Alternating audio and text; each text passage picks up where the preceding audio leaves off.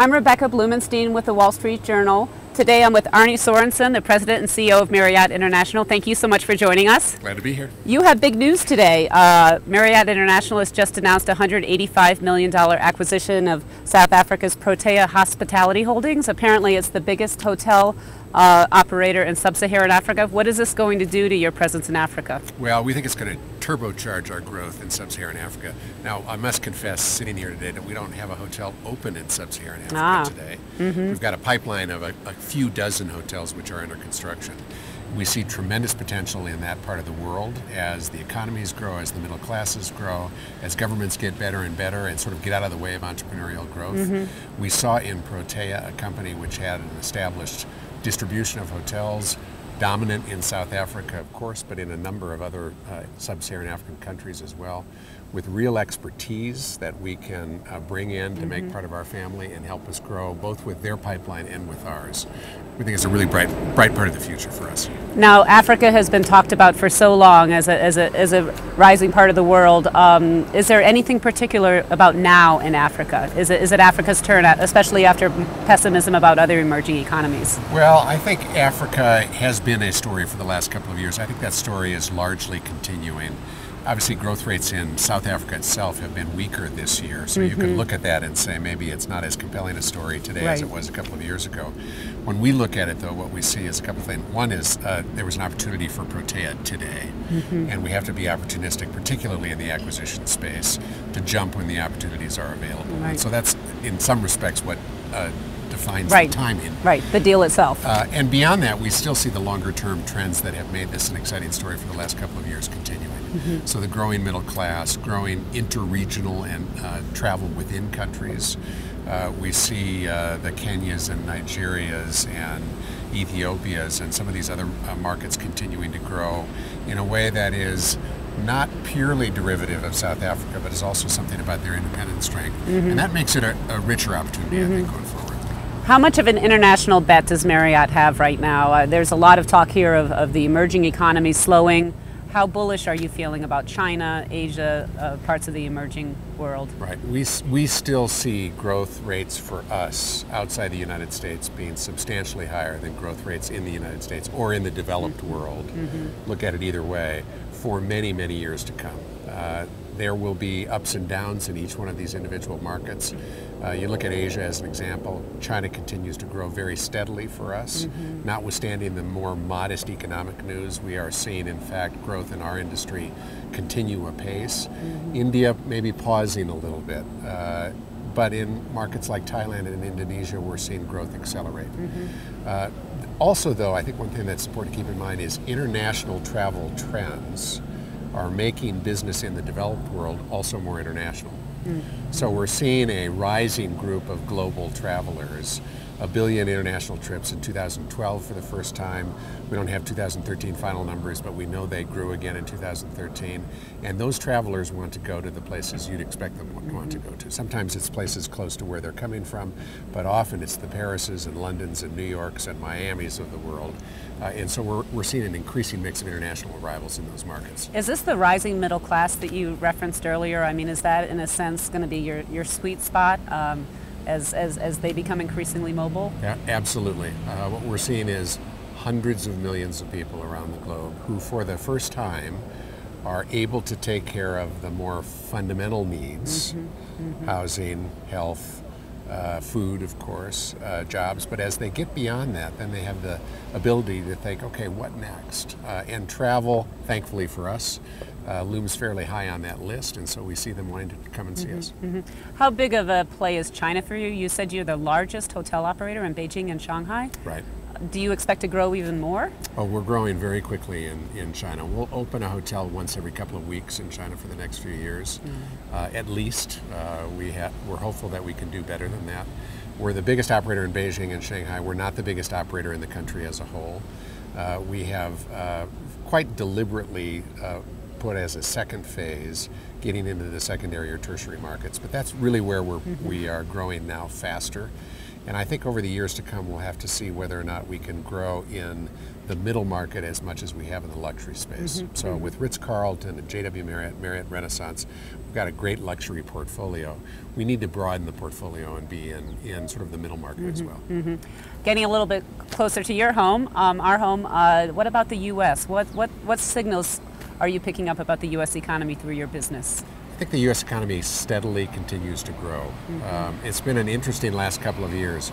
We see in our business, we measure RevPAR, which is essentially same-store sales for us. We see RevPAR growing at 6 or 7% a year for the last few years. Coming out of prior recessions, that probably would have been more like 8 or 9 or 10%. So you can see it's a little more tepid than it's been in times past. Why? Probably the persistently high unemployment. And the economy's grown at a slower pace than it has out of prior recoveries, but it's continued quite steadily. It did even when we got a little bit pessimistic because of government funding crises, debt ceiling issues, fiscal issues of the sort. Notwithstanding, our sentiment seemed to vary a little bit year to year, and the market sentiment varied year to year. We saw continued steady growth. I suspect we'll see that continue in 14 and 15. Now you have a very large presence in the Washington, D.C. area. Did the sequester crisis, the budget turmoil, has that affected you in terms of just business and your home base? Oh, absolutely, yeah. Washington is the weakest market in the United States. We suspect it will continue to be fairly weak in the years ahead. You can't tie all of that to precisely the sequester, but government obviously has been shrinking relative to the rest of the economy in the last couple of years. You've got a strong voice in politics today, which is about continuing to restrain government and really blocking any advances in government. And what that means, we suspect, is we'll continue to see government as a share of GDP decline, and that probably will mean Washington will grow less robustly than the other markets in the U.S. There's, of course, a lot of talk at Davos about technology, and in your business, Airbnb is receiving a lot of attention, the sharing economy. How is the growth of that? There are some predictions of incredible growth, really, here. Are you going to be competing against strangers, basically offering their homes to strangers? Well, maybe a little bit. I think Airbnb is a very interesting phenomenon, and we're watching what they do, obviously, with interest. Some of what they've done was done in a less technologically sophisticated way in the past. Think about house sharing, families coming to Europe for vacation, you could always find a house through one network or another. By and large, those were folks that were looking at space that they couldn't get in a hotel. How do I get enough space where the family can move around? I can have a living room and a kitchen and do some other things, and that's a very expensive proposition for a hotel. Really not the same space that we're in. You look at couch sharing, or you look at some of the things that Airbnb seems to be navigating into, where it's not so much about a vacation, but it might even be about a business trip or something else. I think there it becomes a more interesting question. But even there, it's probably more of a threat around the lower end of the lodging marketplace, because where people can afford to have the predictability and reliability of a clean room of a certain size, not necessarily have to wonder about who they're getting this space from, not have to worry about how they're exchanging keys with somebody, whether they're on the host side or the guest side, right? There's some comfort in that. Now, I understand you've made a concerted effort to appeal more to younger users, maybe people who might be more likely to use Airbnb. You've done a partnership, I think, with Ian Schrager. Could you talk about that? I understand there's been some bumps along the way. Yeah. Where does your push stand? Yeah, we've got a lot of things going on which are really about making sure we're relevant to the Gen X and Gen Y population. One of the things is mobile check-in, which we rolled out in all Marriott hotels in the United States last year. It'll go global this year in 2014. It's the broadest mobile check-in launch in the industry by far. And we're seeing that folks who most love technology love that feature a lot. You talk about Ian Schrager. We've got a partnership with him in the Edition brand. We just opened in London in September. spectacular success. The hotel has got rave reviews.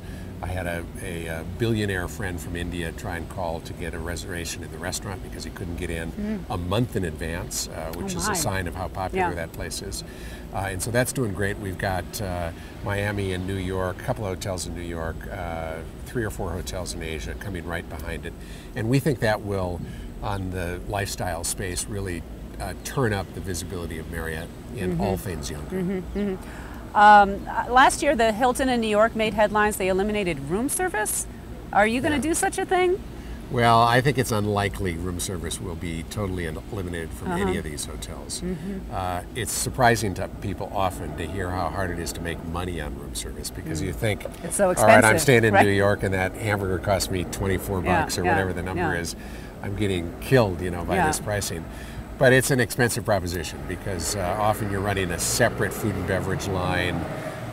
Labor models are expensive, and so people are looking at how do you create something that is more economically advantageous for the hotels, but then how do you also create something which is more attractive to the guests? And that probably means a bit more casual. Probably means combining a little bit of take-out or pick-up mentality, which might all be done within a hotel. I don't think room service is going to disappear, though, from these hotels. Mr. Sorensen, thank you so much for being with us today. Yeah, glad to be with you. Thanks, Rebecca.